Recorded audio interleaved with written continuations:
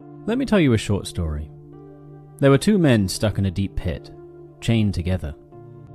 They didn't know how they had ended up here, but they detested each other, both believing the other to be bad, both believing themselves to be superior.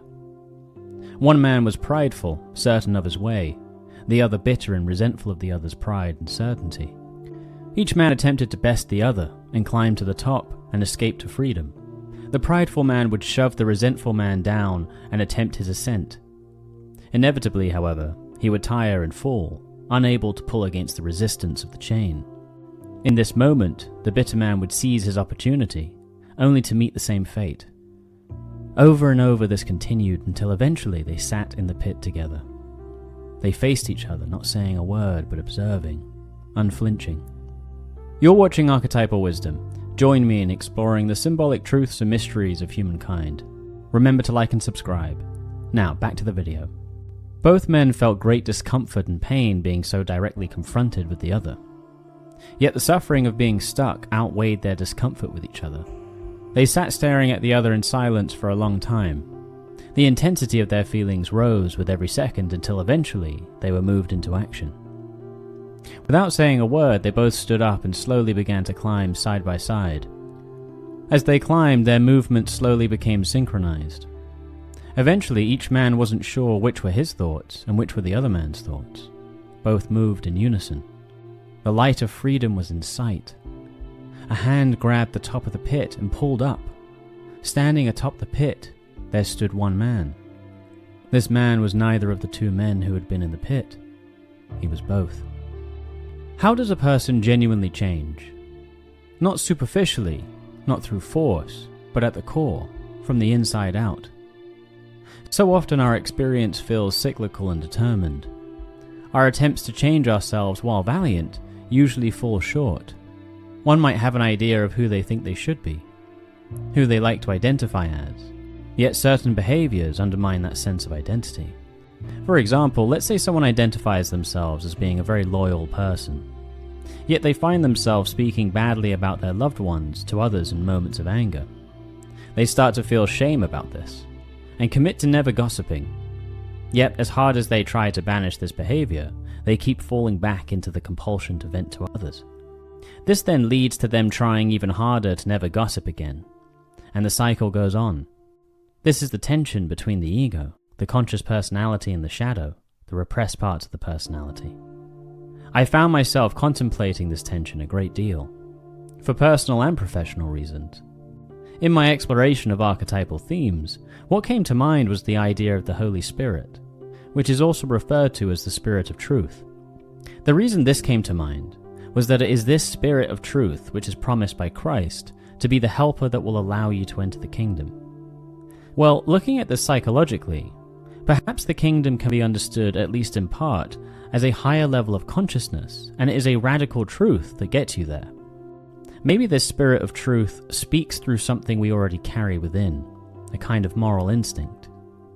Not a list of rules, but an internal compass awakened when we face the full truth of ourselves.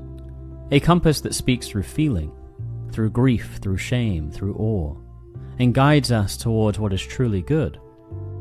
What if willing ourselves to change only fuels the pendulum, swinging endlessly between opposites? What would happen if instead we faced all of ourselves, just like the two men in the pit?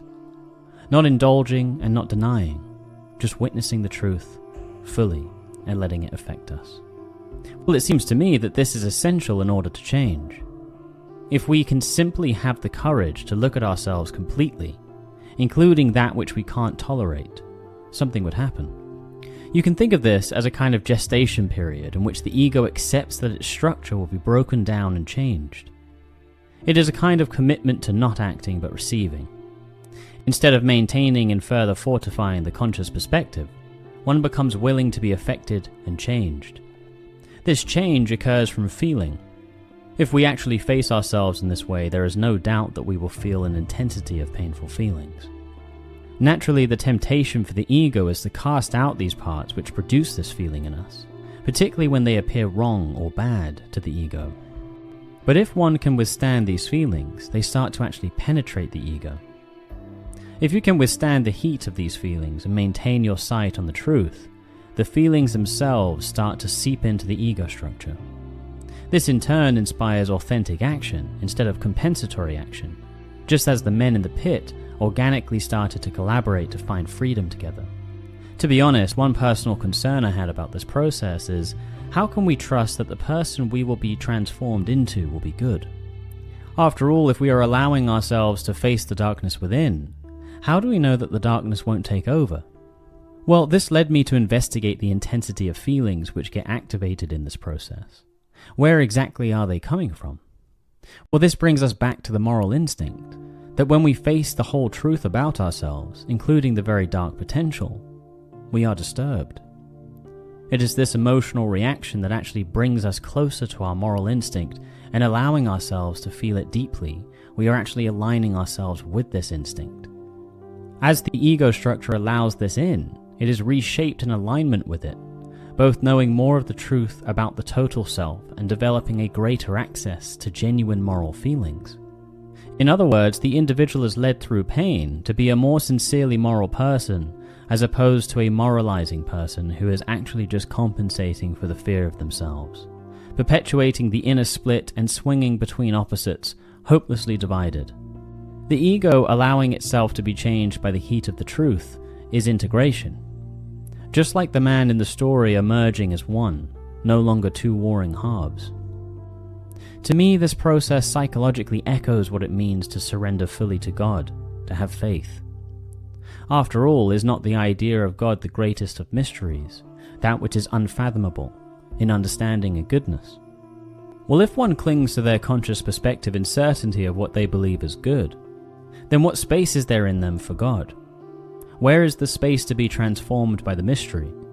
Where is the faith in its inherent goodness if you are fearfully clinging to certainty? I offer this not as a challenge to faith, but as an invitation to deepen it, to move beyond certainty into relationship, beyond moral performance into transformation, not to reject tradition, but to meet its core mystery with open hands. In Jungian psychology, this transformation is symbolized by the emergence of the self, the deeper totality of who we are, which includes both our conscious and unconscious nature. Psychologically, the self is not separate from what religious traditions might call God. It is the image of wholeness planted within us, the imago Dei. In the end, maybe the kingdom is not something we reach by climbing alone, but by learning to move in unison with all that we are, until the one who rises is not who we thought we should be, but who we were always meant to become. You've been watching Archetypal Wisdom. Remember to like and subscribe. Stay wise.